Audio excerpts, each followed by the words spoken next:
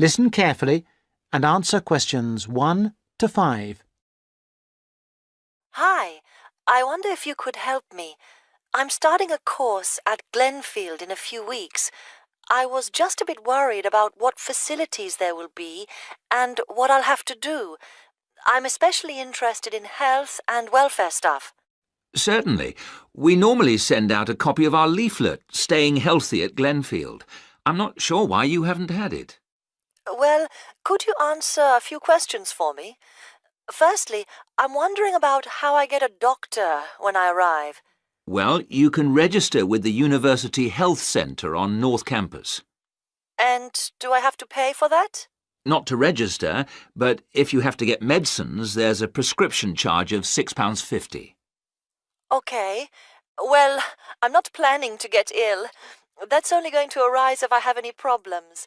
So, should I just go along when I arrive? That's what we recommend for peace of mind, but it's not compulsory, and if you don't live inside the catchment area, you can't in fact register there. Where do you live? Well, at the moment I'm staying at the Backpackers Hostel in Hill Street, but I will be moving from there shortly, somewhere nearer. Well, there's a map at the centre which shows you the area that the university practice can accept people from. It's what we call the yellow zone. If you live outside that area, you have to find another medical centre to register with. It sounds like I'll only qualify after I move. I think you might be right. Then, in addition to the health centre, there's a free counselling service for all students situated on the North Campus. You don't have to register. They also have drop-in sessions. I say it's free, but that's only for up to 8 sessions. Beyond that, they normally refer people elsewhere. Sounds serious. Well, it's not just for big problems. People go there for advice on housing, workload, whatever, really. They can even arrange financial help. Is it confidential? Absolutely. Then again, a lot of students prefer to phone the Nightline service, which is run from an office on the central campus. They don't really encourage people to drop in. I see. So it's basically a free phone line. The number, if you want to make a note, is 0900 762 5913. I'll say it again. 0900 762 5913. Fine. Well, I hope I won't need any of these. What I will want is access to some gym facilities. Right. Well, you'll find those on the South Campus in the Sports Centre. It's great, but it's not free. You have to present your student card and pay a fee of £22 to get a pass. But that will last you for the whole year.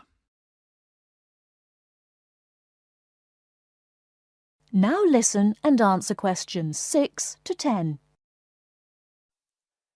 Is this information on the website? I'm afraid not. I can send you some leaflets or even resend the whole information pack if you give me your details.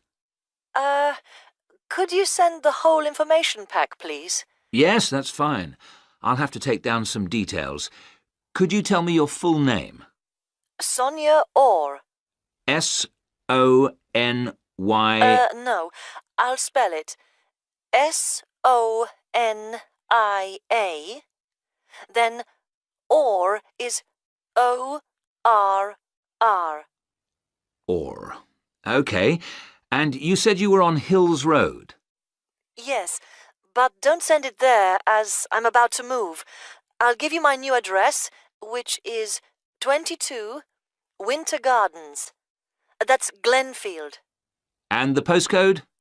Oh, yeah. That's GF23 9BQ. Fine.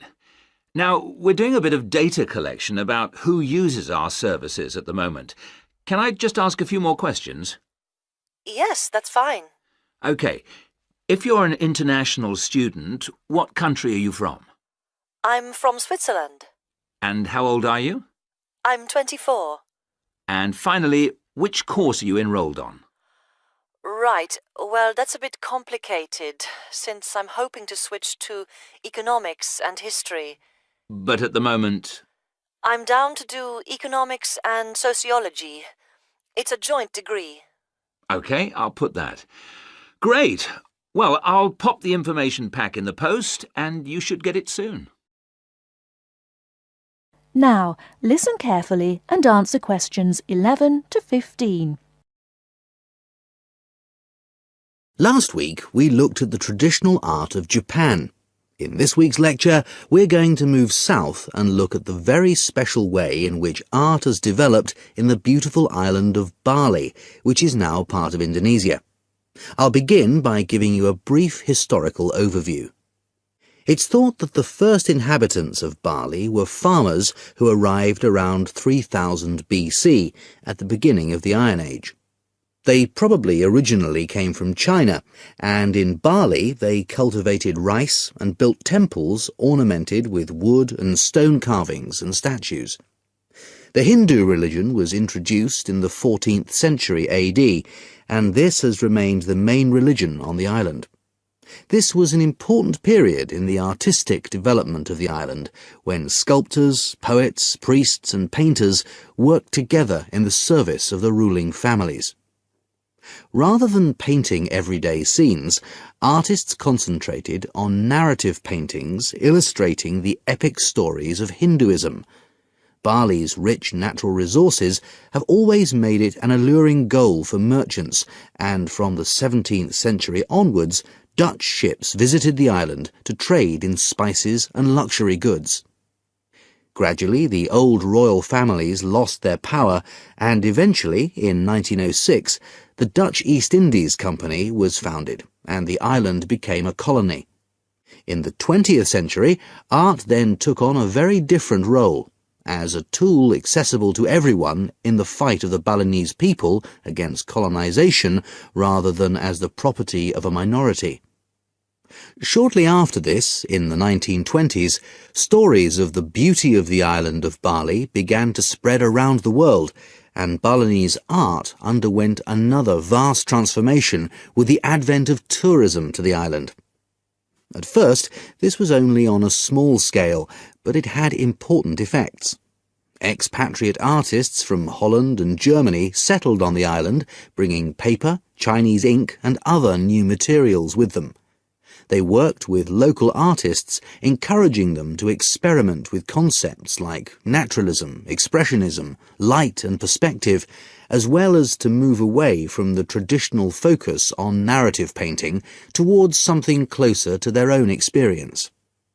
When independence came in 1945, this desire for an art to match a new national identity became stronger, and the traditional narrative paintings started to give way to scenes showing the everyday life of the Balinese people, harvests, market scenes and daily tasks, as well as the myths and legends of their history.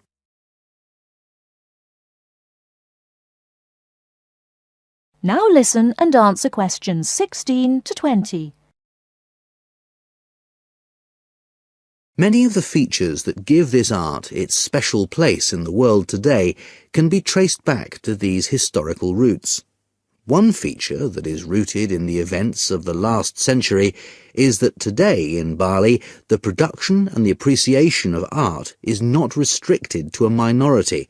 In fact, there is a famous saying that in Bali, everyone is an artist. And it's not considered that to make art or talk about art, any formal training is needed. Art is just produced as part of Balinese life. Even fruit salad is served with flowers strewn on top. One factor which has contributed to this productivity is Bali's fertility. Over the centuries, the rich soil and the fact that food and shelter are readily available has given the islanders the leisure to develop their arts. While painting, sculpture, carving and music have traditionally been the province of men, women have channeled their creative energy into making lavish offerings to the gods with spectacular pyramids of flowers, fruit and cakes offered at the temples on festival days and celebrations. All these kinds of art still have close links with the religion of the people and are something that people do on a daily basis. Another special characteristic of art in Bali is that it is not generally seen as an individual pursuit. In the West, Art is often carried out by the artist on his own, reflecting his own individual worldview in the hope of achieving personal wealth and fame. For Balinese artists, art is something that's done as a group, and many artists may participate in one piece of work. And Balinese art is not restricted to temples and offerings. It decorates objects such as jackets, motorcycles, hotel menus, and so on. But perhaps the most significant characteristic of Balinese art, and one that distinguishes it most from the art of the West, is to do with its expected lifespan. Carvings are made in soft stone, which is gradually destroyed over the years. The humid climate rots paper and cloth paintings.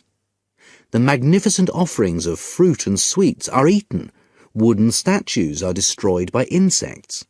But Balinese artists accept that their work is ephemeral, not permanent, and instead of slavishly preserving the originals, they produce new art. And all this rebuilding, renovating and replacing means that the island's art continually evolves and perpetuates itself.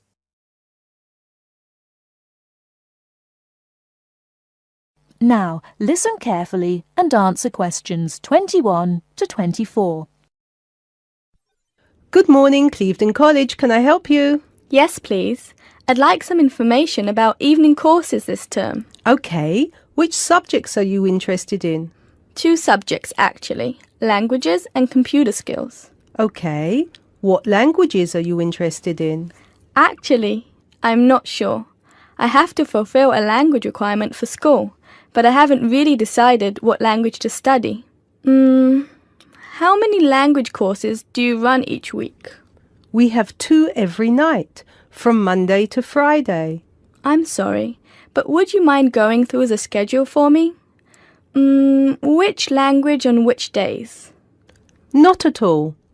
Monday to Wednesday are modern European languages, French, Spanish, German, Dutch and Polish.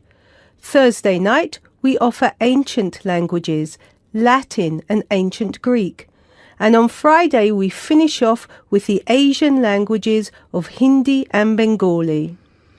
Monday to Wednesday, modern European. Thursday, ancient languages. And Friday, Asian. Can you spell Bengali, please? Yes, it's B-E-N-G-A-L-I. Great. And how much do the courses cost? Each course costs £25 per person per term. But if you want to do 2 language courses, there's a 10% discount, but only if you book for 2 terms. So the 10% discount is if I take 2 courses for 2 terms. Is that right? Right. Now listen and answer questions 25 to 30. Would it be possible for me to book my classes right now? No, sorry, the computer's down.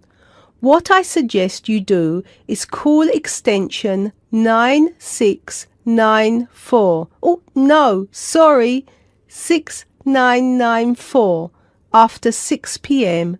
and ask for Mrs. Johnson. I'm sorry, I didn't get that. Did you say 6994 after 6 p.m? Yes, 6994. Please ask for Mrs. Johnson. Thanks. Okay. Can we now look at the computer skill courses? Yes, of course. Computer classes always start in the first week of the month. And the way it works is we offer 1 computer class for the entire month. So you might spend 1 month on databases, another month on Excel, and so on.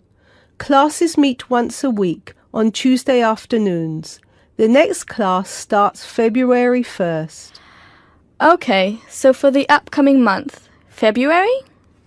February is going to be databases. There are 24 places still free on that course, and it costs £40 per person. February, databases, 24 openings, £40. Okay. Excel starts in March and that's nearly full. Only 4 slots left. It's £45. Okay, Excel. March. Only 4 slots left. Got it. April is Outlook. That is never as popular since it costs so much more, but you get a free CD. It is £60 for the month and there are 19 places left. Okay, April. Outlook. £60. Is that it? No. On the 3rd of June, we start a Word course. We have 16 vacancies for that at the moment. It's also expensive at £55. 3rd of June. Word. 16 vacancies. £55. Now, do I call the same number to book a place in one of these classes? No, you have to call Mary Jones, I think. Yes, Mary Jones.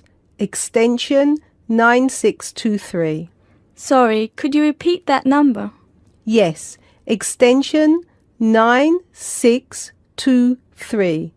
Please call her before 6 p.m. Okay, many thanks for all your help.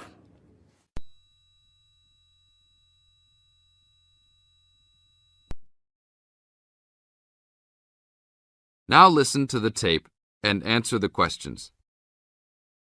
Good morning. Today we'd like to talk about wild rice. Contrary to what many people believe, wild rice is not rice at all, but a grass. Much of it sold in the world today is not even wild, but rather cultivated varieties that do not occur naturally. Wild rice is really an annual aquatic seed found mostly in the upper freshwater lakes of Canada, Michigan, Wisconsin, and Minnesota in North America. Indians gathered wild rice before any explorers set foot on the North American continent. Early explorers were greatly impressed with the strength and hardiness of the woodland Indians, and attributed their vitality to their ample servings of wild rice. Wild rice can grow in water as shallow as 3 or 4 feet along marshes and muddy waters. A tall plant, it grows to a height of 8 to 10 feet, with a long flower cluster that reminds one of a narrow broom. The grains in their husks on the tall stalk look somewhat like oats. Truly wild rice is a challenging crop to grow, even today. It's very susceptible to failure due to weather conditions. If a heavy windstorm comes along just before harvesting, the seeds can be blown into the water, ruining an entire crop. Harvesting at just the right time becomes a matter of beating the birds to it, since wild rice is considered a delicacy by many birds living in the area. Other challenges include insects, disease, poor drainage, and high waters. If the grains are too green, they are difficult to thresh or beat out of their husks. If left on the plant too long, even a few days too long, they fall off the plant into the water. Airboats have brought about recent improvements in commercial harvesting of the wild rice, while newer techniques for parching, winnowing, and hulling have been a help in saving time and labour. Still, it takes about 3 pounds of grass seed to yield 1 pound of wild rice. Buyers should be aware of 2 types of wild rice, gathered and commercial. Foraged or hand-harvested wild rice is gradually being pushed out of the market by hybrid commercial varieties. Hand-harvested wild rice makes up less than 20% of the market today. Heirloom varieties of this foraged grain still exist. In fact, it is the only heirloom grain sold commercially. However, package labels can be deceiving. Though the label may read Indian harvested or organic, the product may be hybridized wild rice placed in freshwater lakes and gathered by Indians in airboats. hand-harvested, organic, and from the Great Lakes region, is the real thing, with superior flavour and aroma, but it may be difficult to find. Though wild rice is one of the most expensive grains, it goes a long way. Some say that 1 pound of the grain can feed 30 people. To compensate for its high cost, try combining wild rice, half and half, with brown rice.